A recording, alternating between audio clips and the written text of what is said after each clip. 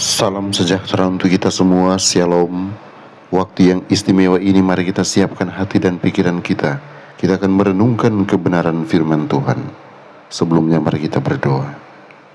Bapa di sorga, kami membutuhkan kehadiran kuasa Roh Kudus-Mu. Kiranya hadir saat ini di tengah-tengah kami, menerangi hati dan pikiran kami, agar setiap firman yang akan kami baca dan renungkan kami boleh pahami. Di dalam nama Yesus, nama yang indah, hamba selalu berdoa dan memohon berkat.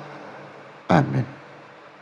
Judul renungan kita hari ini ialah Tuhan bekerja dengan cara yang aneh. Ayat inti Roma pasal 10 ayat yang ke-17. Jadi iman timbul dari pendengaran, dan pendengaran oleh firman Kristus.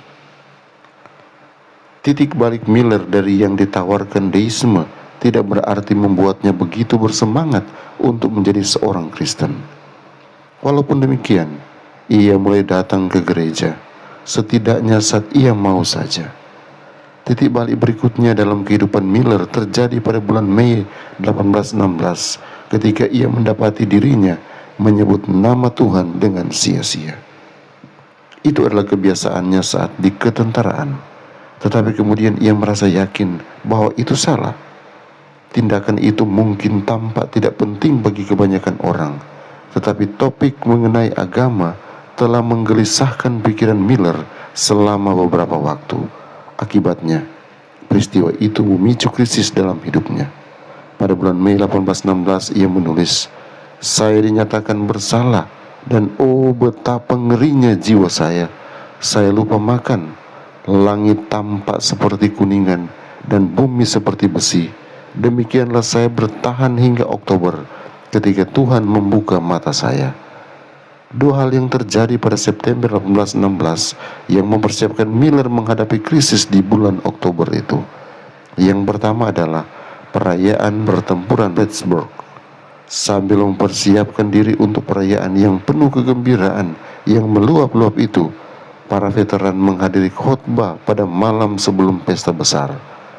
Mereka pulang dengan pikiran yang mendalam. Doa dan pujian telah menggantikan pikiran kegembiraan dan pesta pora saat mereka mengenang keadaan pertempuran yang sengit dan kemenangan mereka yang mengejutkan. Peristiwa kedua terjadi pada hari Minggu berikutnya. Ibu Miller mengetahui bahwa Miller tidak datang ke gereja setiap kali pendeta pergi ke luar kota. Pada kesempatan seperti itu, salah satu diaken hanya akan membacakan khotbah yang terkesan tidak menarik.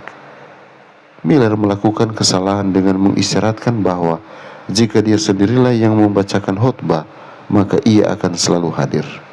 Jadi, Miller yang masih menganut deisme secara rutin menerima undangan untuk menyampaikan khotbah yang dipilih oleh para diaken. Pada tanggal 15 September 1816, ia membaca sebuah khotbah yang begitu menyentuhnya, sehingga di tengah-tengah khotbah itu ia terduduk. Ia telah mencapai krisis spiritual. Beberapa pekan kemudian, seperti yang ia katakan, Tuhan membuka mata saya, dan oh jiwaku, sesungguhnya Yesus adalah juru selamatku. Penemuan itu mendorong orang yang baru bertobat ini untuk belajar Alkitab secara teratur. Tak lama kemudian ia menyadari bahwa Alkitab menjadi kesukaanku, dan di dalam Yesus aku menemukan seorang sahabat. Tuhan adalah sumber mujizat, bahwa ia dapat mengambil seorang yang skeptis seperti Miller dan menuntunnya kepada pertobatan melalui pembacaan khotbah yang ia lakukan di depan umum. Itu adalah suatu keajaiban. Kita melayani Tuhan yang dapat menggunakan berbagai cara untuk mencapai kehendaknya. Tuhan Yesus menolong kita memahami firman kebenaran ini. Mari kita berdoa. Bapa di sorga, kami datang mengangkat syukur karena penyertaan-Mu yang sempurna yang kami rasakan. Kami boleh menerima berkat firman-Mu yang akan menolong kami melihat pengalaman dari Miller yang akan membantu kami meyakini bahwa Tuhan selalu bekerja dengan cara yang aneh, namun dengan tujuan untuk menyadarkan kami. Engkau akan memberkati kami sepanjang hari ini dalam semua aktivitas yang kami akan lakukan, dan Engkau akan selalu tuntun kami ke dalam segala kebenaran. Berkati pergumulan-pergumulan yang dihadapi oleh anak Tuhan. Apapun itu Tuhan, di dalam tangan Tuhan kami serahkan, dan kami yakini ada jalan keluar yang sudah tersedia. Terima kasih Tuhan, Engkau mendengarkan doa kami.